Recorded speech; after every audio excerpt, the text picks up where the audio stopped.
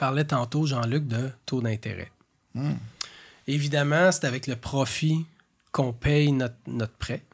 Qu'est-ce qui se passe si le taux d'intérêt augmente? Absolument, ton paiement hypothécaire devrait monter. Seulement quand le taux change, comme on vient de vivre dans les dernières semaines, quasiment de 1 à 1,5 % depuis février même. Puis il monte encore aujourd'hui. Ça a des effets assez drastiques, je te dirais, sur la valeur économique parce que, dans le fond, je dis souvent à mes clients, ça fond au soleil. Là. Donc, le pouvoir d'emprunt est moins cher que si tu empruntes à 4 % que si tu empruntes à 2 % même. On avait, juste pendant la COVID, 1,5 qu'on a connu, des taux à 1,5. Donc, effectivement, on dirait que les gens se sont comme habitués d'avoir des taux bas. Puis là, on revient à des taux qui sont plus la vraie normale. Là, on parle de taux de 4, peut-être même 5 % qui sont plus la normale de ce qu'on avait connu avant les grosses années. Mais là, le train est fait. Je fais beaucoup d'analyses présentement où est-ce que autant on pouvait qualifier sur le programme standard à 15 % de mise de fonds. Maintenant, c'est 35. J'ai vu des cas à 50 %. Je ne sais pas vous autres, là, mais beaucoup de cas à 50 % de mise de fonds. Ou ça peut être un refinancement. Non, on dit que c'est un achat, mais ça peut être un refinancement. La personne qui s'attendait d'aller vient de finir d'optimiser puis s'attendait à aller chercher 200 000 à cause que les taux ont monté. Finalement, ça va être 25 000 que tu vas aller chercher. Puis l'impact est majeur parce qu'il y a des acheteurs qui avaient des promesses d'achat il y a un mois ou il y a un mois et demi.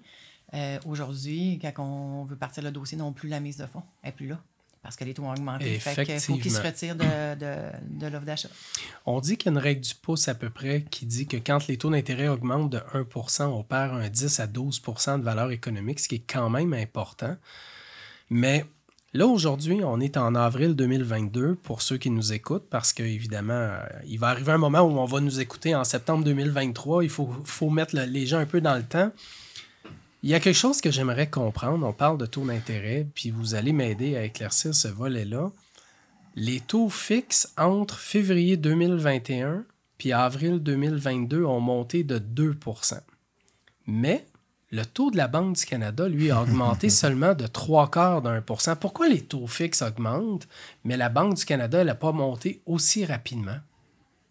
Tu vas en parler, Marie? On on va en parler les deux. Dans le fond, c'est que même quand la montée des taux a commencé puis qu'on parlait de ça au commercial, les gens, non, la Banque du Canada n'a pas changé son taux directeur.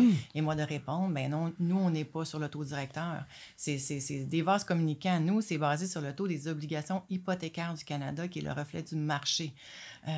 Donc, ça bouge depuis un bon bout de temps, puis on n'en entendait pas parler à nulle part, mais nous, on le vivait drastiquement et nos clients aussi, ils comprenaient pas pourquoi la Banque du Canada n'avait pas bougé ses taux. C'est une grosse légende urbaine que les gens pensent. Moi-même, il y a plusieurs années, je pensais à la même affaire.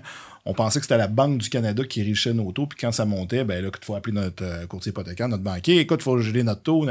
Non. Encore aujourd'hui. Beaucoup de gens nous appellent. Souvent, je veux refinancer. Le dommage est fait. Le dommage est fait quand la Banque du Canada. Dans le fond, la Banque, tu sais, elle a un paquet d'indices d'économie qu'elle va suivre, mais elle va regarder aussi le taux des obligations. Tu sais.